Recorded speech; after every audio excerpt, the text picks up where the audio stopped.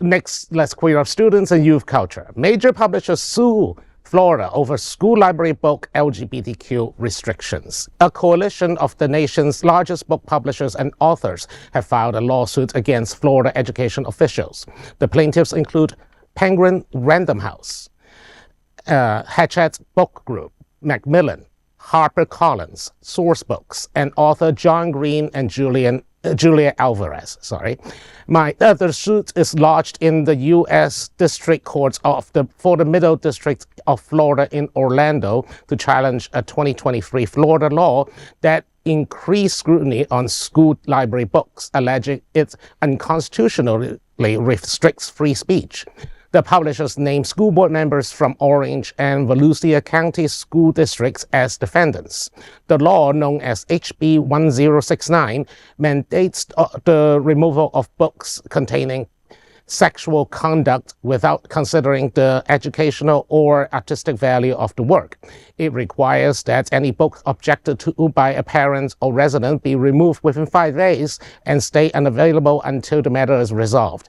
This has led to the removal of hundreds of titles, including classics like Brave New World by Aldous Huxley, A Tale of Two Cities by Charles Dickens, and The Diary of a Young Girl by Anne Frank.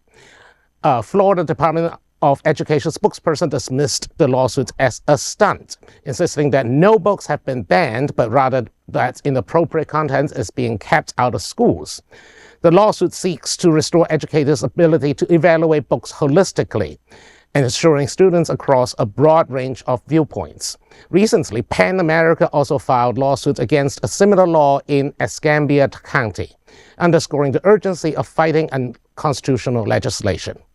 Well, first of all, no surprises there. Then, Florida school boards right now is, actually, we had a pretty successful primary season, but before we had a term that essentially infested with ultra-conservative right-wing activists from Moms for Liberty, where they want to challenge every single book. I mean, look at the books being challenged. We're not even talking about queer books. I know, it was like the kite ride. Brave New World.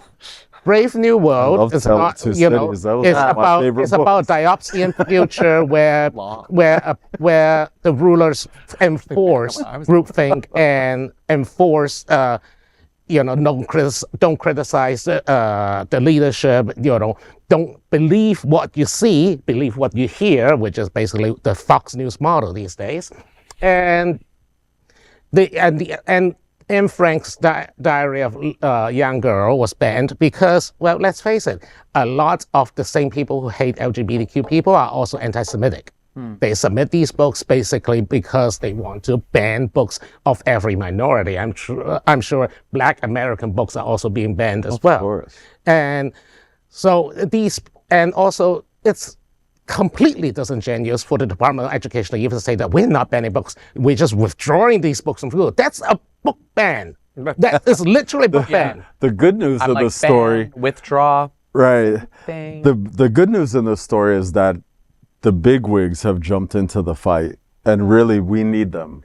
We need Harper Collins. I often say, like in different work that I do in this state, that it's time we need lots of help from outside the state because they have too much control inside the state to stop you from getting too many things done.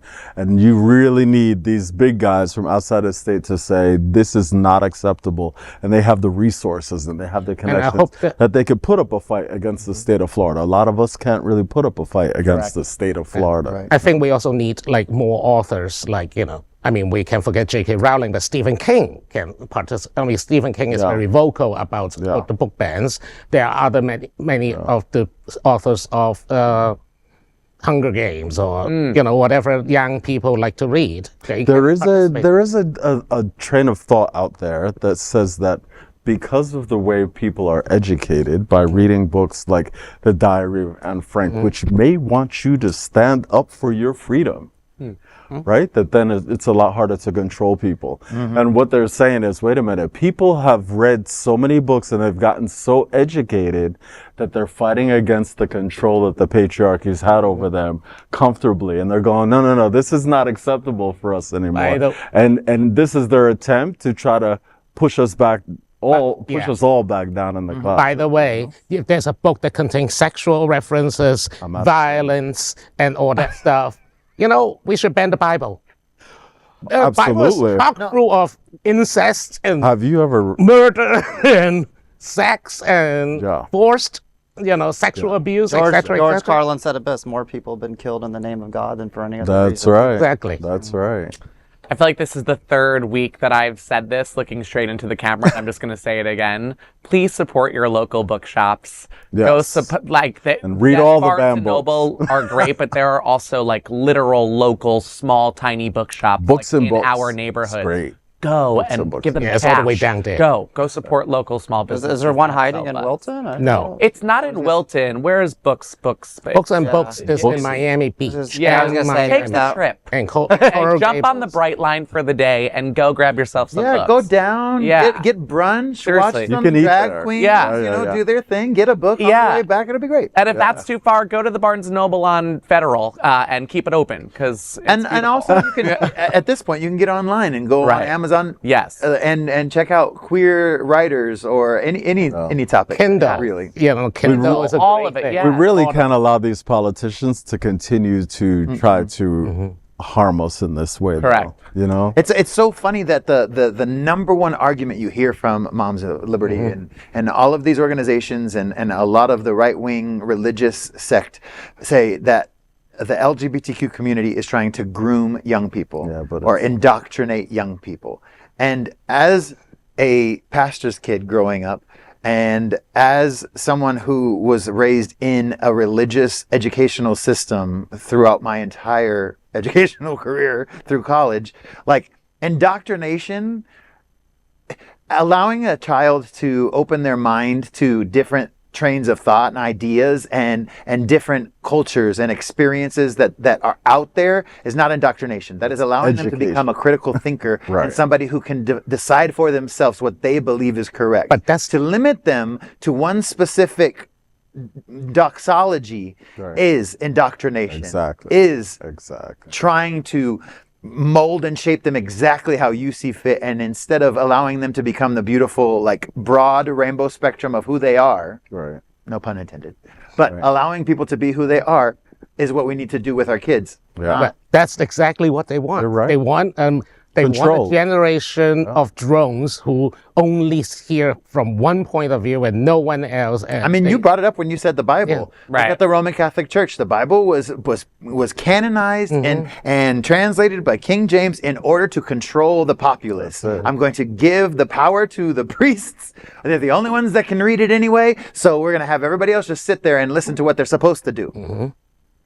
I feel like we could talk about this forever because it really brings so many points. Turn. But the only thing that baffles me about this is just all these popular books. They've all been adapted into miniseries. I know. Oscar winner, The Diary of A Tale of Two Cities. There's like 20 miniseries. Yeah.